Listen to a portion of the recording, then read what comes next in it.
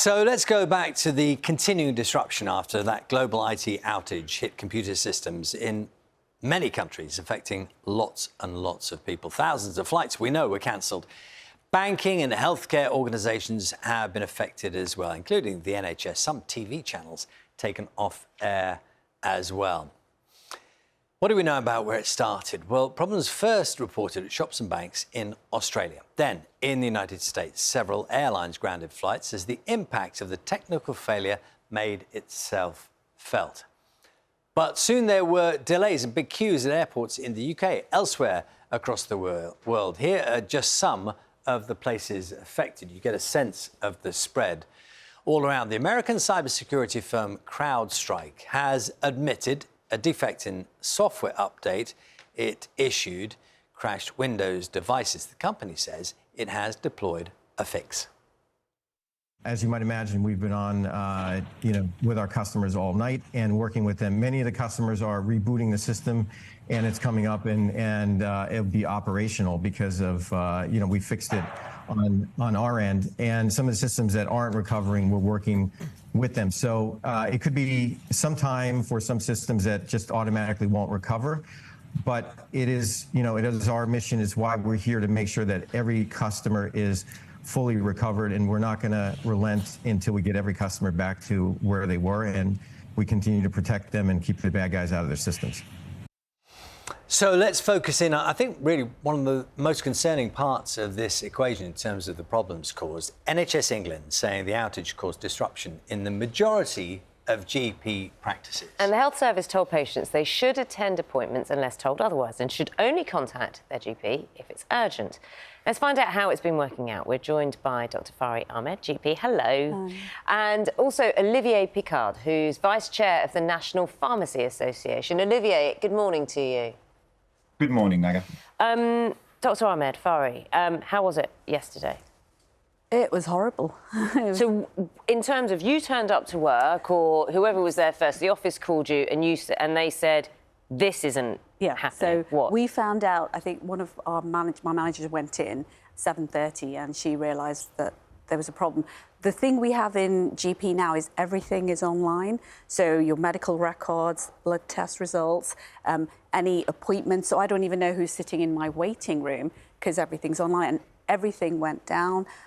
There's supposed to be like some business continuity things that are supposed to help, but we couldn't access some of them. I know some places lost all their phone lines as well. I think we were lucky we managed to recover some of ours. So people were struggling to get in. We were struggling to tell people what was going on. And if people did turn up, you had to see them without accessing their medical records. So we actually went, the doctors and the surgery went down to pen and paper. We got our prescription pads out. There's a real practical element here. So I understand, getting the pen and paper out. Yeah. Some of us of a certain age kind of like, this is how it used to always be anyway. So, you can cope. People saw doctors when there were no computers. Yeah. However, when you say we have no access to their medical records, this is the problem. So people, often when they go to a GP, something's built up, or they're having continuous treatment. And you're now, as a GP, relying on their testimony and the accuracy of their own medical knowledge in order to diagnose them. So did you get to a situation where you had to say, no, we can't help you. I acknowledge it, we'll rebook, but we can't help you? Yes, so many. So we had people who were supposed to come in for results and we couldn't see them. We said, sorry, we can't help you. We were just trying to deal with the emergencies on the day that really couldn't wait, that needed to be seen. And a lot of people, we were asking them to rebook.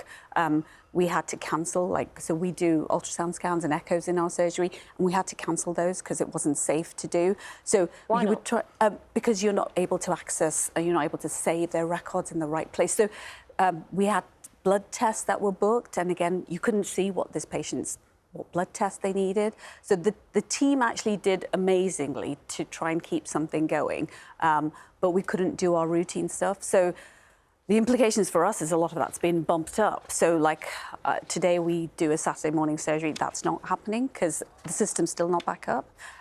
Sunday, Monday, it's all going to build up. So there's going to be a lot more issues later on in the week. Yeah, let's chat with Olivier now. Very good morning to you, Olivier. I'm not sure, were you working in a pharmacy yesterday? Do you want to sort of go through the same routine, or what can you tell us about the practicalities of what happened in pharmacies?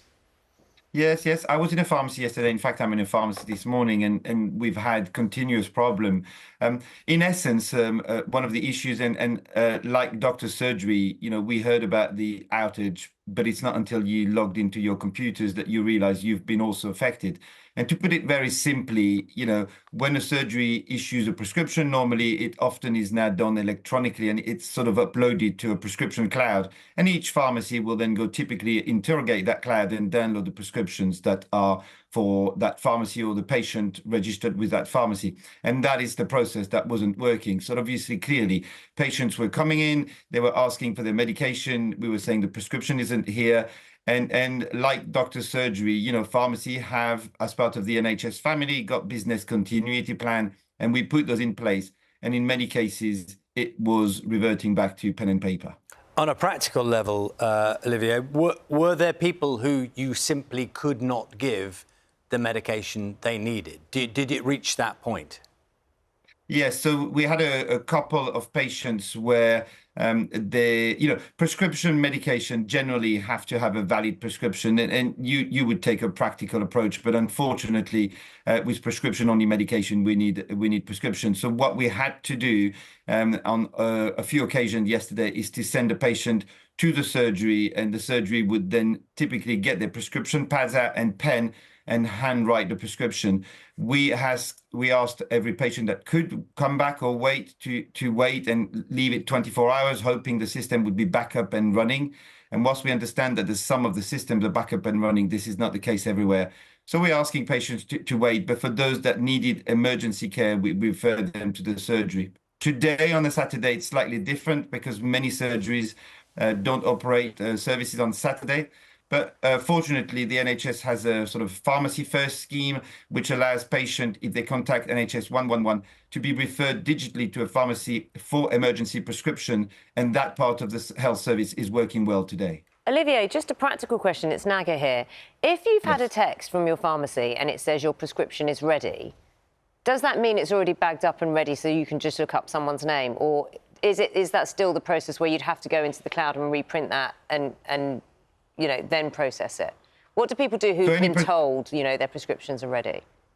Yeah, so if the prescription is ready, then that typically would mean that the pharmacy have got the prescription in the pharmacy. So what we couldn't do is download new prescription on the 19th of July. But anything prior to that was downloaded on our computers, we were able to dispense. Most pharmacies will have a office-based or computer-based system rather than online.